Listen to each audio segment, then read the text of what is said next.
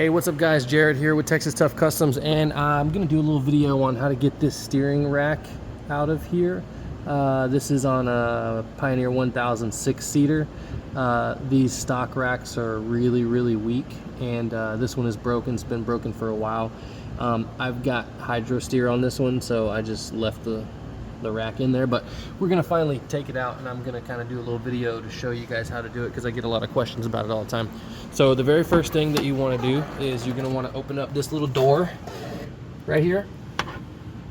This is kind of in the firewall in the floorboard. You're gonna want to take those two little screws out right there, and then open up this door, and then I'll show you what's next. Okay, we're back. We got the door off. It's gonna be two 5mm those little hex nuts there, bolts. Pull them out. Sometimes they can be stuck, so be careful with them, and they're just going to come out of those little certs there. Pull the door off, and then I'm going to try to show you. We're going to try to get to the back of these nuts on the back of this steering rack, and I'm going to try to get the camera to focus. You're going to be looking at those two nuts down there with the pink on them. I'm trying to get it to focus there. We're going to be getting those two nuts off the back. You got to hold them from the back with a 14mm wrench. And what I like to do, you can do it as a one-man job, but it's so much easier if you have help with someone else. I'm going to try to wedge a wrench in here on the back of these, and then I'm going to go use a socket on the front. We're going to take these two, get these loosened up first, and then we're going to work on the other side. These two are the easier ones. The ones on the other side are a lot harder. Okay, we're back here. I got my wrench. I'm just going to show you how I wedge it in here. I'm going to wedge it in there, and I'm going to go from the front side. I'm going to get that top bolt first, and then we're going to move down to that bottom one. Got it wedged in here. I'm going to go to the front side and use a wrench to loosen that bolt. Okay guys, we're up here in the front. We're looking at the front of this rack. Before you start taking these bolts out, it's easier to go ahead and slide the shaft off of the top of the steering rack there. Mine's already gone because I took it off a long time ago to put the hydro kit on there. There's a bolt. In order to get that thing off, there's a bolt that kind of holds it. There's like a U-joint on there. You gotta take that bolt out. Once you get that bolt out, you can put a pry bar under it and kind of just slide it up and off that shaft. Once you get that off, then you can change this rack out. All right, one thing to remember is once you get the steering shaft off of the top of the rack, make sure that you don't turn the steering wheel, because on year models 22 and newer, there is an auto center feature built into the steering motor, and if you turn the steering wheel without it connected to the steering rack, then your clocking will be off, and it can cause some weird issues with the steering wheel pulling to one side or the other once you get everything all back together. Now, that being said, if you have changed out a rack and you put it all back together and you notice when you're driving straight the steering wheel wants to pull to one side or the other, chances are your clocking is off.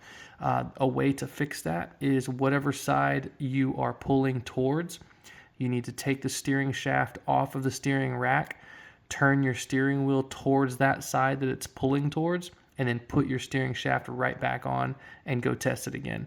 And that's a kind of a manual way to try to get the clocking back set on the auto center feature on the steering motor. Now I'm working on this. What I'm gonna do, I'm under here. I'm just gonna put my wrench. Obviously on the back side I got my wrench already. I'm just gonna put a socket on this right here, and then I'm just gonna loosen it up, and then I'll move back to the inside, put my wrench on the bottom nut, and then do the same thing on this side, and we'll just loosen them up, keep the bolts in it for now. So when you're doing this job, I do recommend taking a skid plate off if you do have a skid plate on the front, because you're going to use this little window right here to access retrieving your bolts, and then when the bolt loosens up and your wrench falls off, you can just put your hand right in here and retrieve your wrench that falls off and the nut that comes off the back. So like I said, the rack is right there. When the nuts fall off, they're gonna fall right through here. You can just reach your hand in here, grab the stuff, and be good. And then you can also come back here and reach in and get stuff through there as well. So just a little helpful hint. I've already got the top one off. We're gonna work on getting that bottom one off, and we'll get back to it. All right, I'm back in the inside. As you can see, I've already got the top nut off there. So I'm going to be working on this bottom one. I've got the wrench on there wedged on. I'm going to go to the front side and use my ratchet wrench to break it loose. All right, just so you can see kind of what I'm doing, I'm working on this lower bolt. If you look there in the background, you can see my wrench on the back side of this bolt. And I'm just going to push up on it and it will eventually loosen up. And the wrench is holding it back there on the back side, if you can see it. I put that wrench in there through the access port in the floorboard, and I just keep working it back and forth. So far, one-man job. There's only one spot that gets real sketchy here in a second, and it's the hardest bolt. It's the upper passenger side bolt. That's the hardest one, especially if you have the factory breather still installed. Every now and then, like on some of my buggies, I have a snorkel. All right, it's loose, and bolt is loose. And so I got lucky this time. The wrench stayed back there. I'm gonna go back to the other side and pull the wrench and the nut out, and then we'll work on the other ones. Okay, I'm up under the passenger side, looking at this side of the diff and the steering rack, and we're gonna want to pull these two bolts off. These two bolts out right here, and we're gonna take this black cover off, and it's just gonna help when we start to take the rack off on this side, and then when we once we get everything loosened up and pull the rack out, it's gonna be best if this little black cover is not in our way. So we're just gonna loosen these guys up.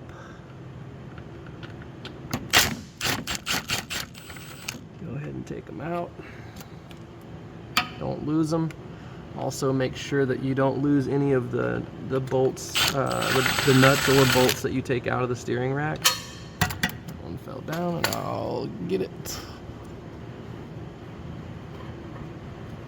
And this is one reason why taking out the skid plate is really great. All right, so once you have those two removed, you're gonna pull this back, and I'm probably not gonna be able to do it with one hand while I'm filming, but when you pull this back, there's gonna be this little plug.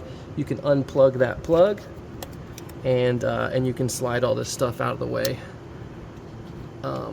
and get it out of your way so that it's not. And be careful with these wires, because it is your diff engagement something or another. Hey, look, I did it. All right, now we got this black cover out of the way. Now we're rocking and rolling. Okay, so now we're going to work on this bottom bolt here. This one's pretty easy. So we're gonna work on that one first, and then we're gonna tackle the top one. All right, here we go. All right, so we're gonna take our wrench, 14mm wrench, and we're gonna slide it right up in through here. And you can see that bolt that I'm trying to get to is right there. So I got to get this wrench up through this hole and on the back side of that. And then once I get this wrench up through here and on the back side of that, then I'm going to use the socket on the other side, on this outside here, to start loosening it up. So got my wrench up there.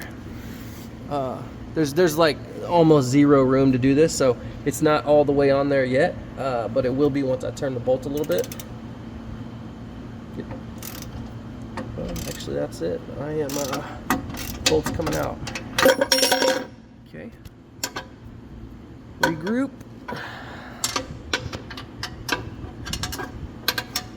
Sorry if this video is pretty crappy, but it's hard to work on stuff with one hand. But I just wanted to make this video for people because I get a lot of questions and stuff on how to get this rack out, and it can be a one-man job, but it's definitely not desirable to do it with one person.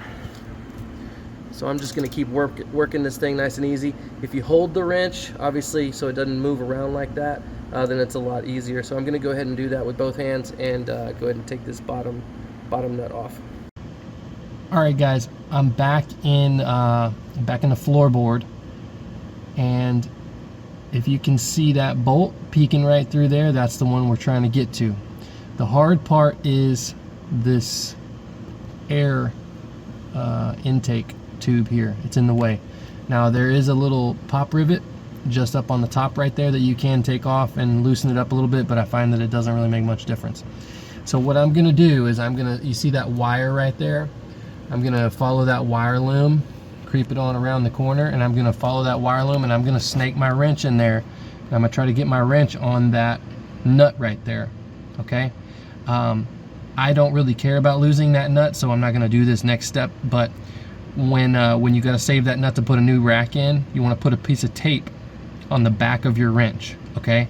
So put a piece of duct tape on the back side of your wrench so that once you get that thing loose, the nut doesn't fall down and you lose it and all that stuff. And then that way the nut will just stay stuck to the tape in your wrench. But I'm gonna snake my wrench back through there and get it on that nut, and then I'm gonna loosen it from the outside, from the front. Okay, here we go.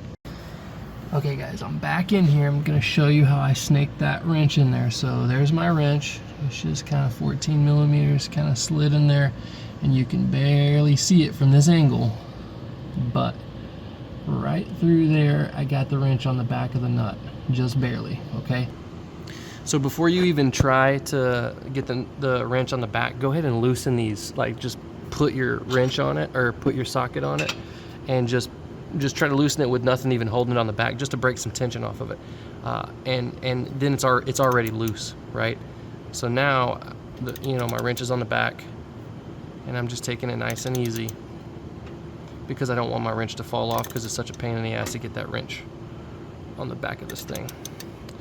And like I said, if you're putting a new rack back in it, putting an RB3 rack or a Hess rack or whatever you're doing, if you're putting a new rack back in it, just make sure that you don't lose any of these bolts or nuts, because you're gonna reuse them.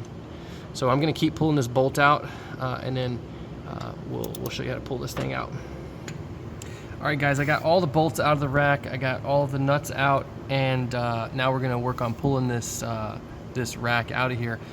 One more piece of the puzzle, we need to take out this bolt right there, because it holds this clip, or this metal bracket here that holds the linkage right here to the front diff.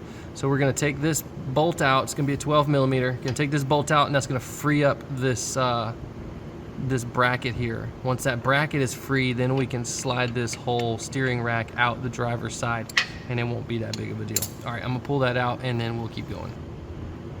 All right, now that we got that bolt out of there, as you can see, this whole piece is free, and we can just kind of pull it and push it towards the front and get it out of the way, and then that's gonna allow us to slide this rack out of here a little bit better.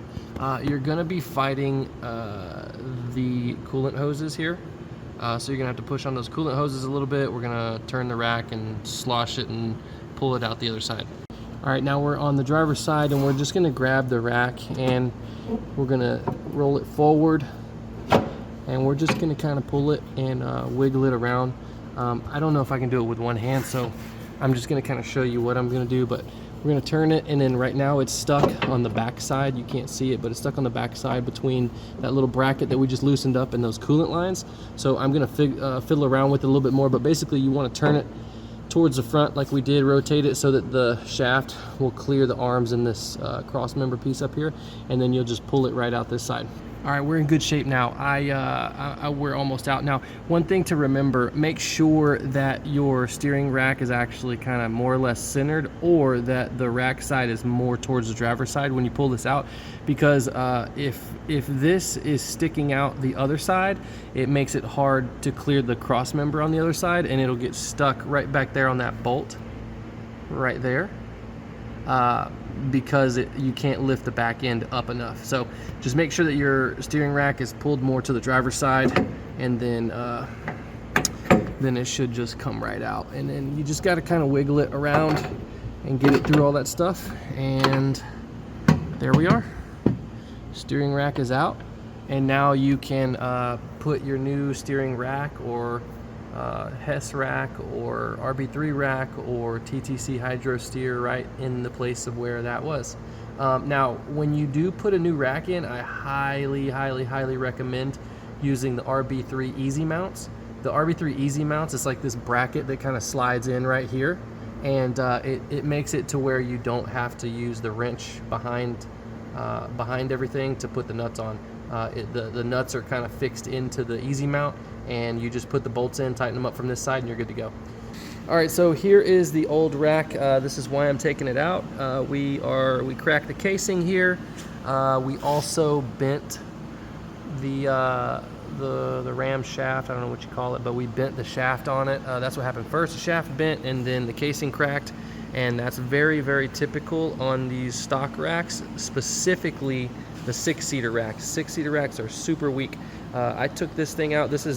I had it my third outing on my long travel kit with portals, my third outing, and I knew that it was a weak link, so I was taking it super easy, and we were just riding, and all of a sudden I went down, because I was checking it religiously. I went down to check it, and sure enough, it was loose, and everything was all bent, and decided to put it on the trailer right then and there, and took it back. And now it's been broken on. I just left it in there because I switched to hydro steer, obviously, with the front mount ram.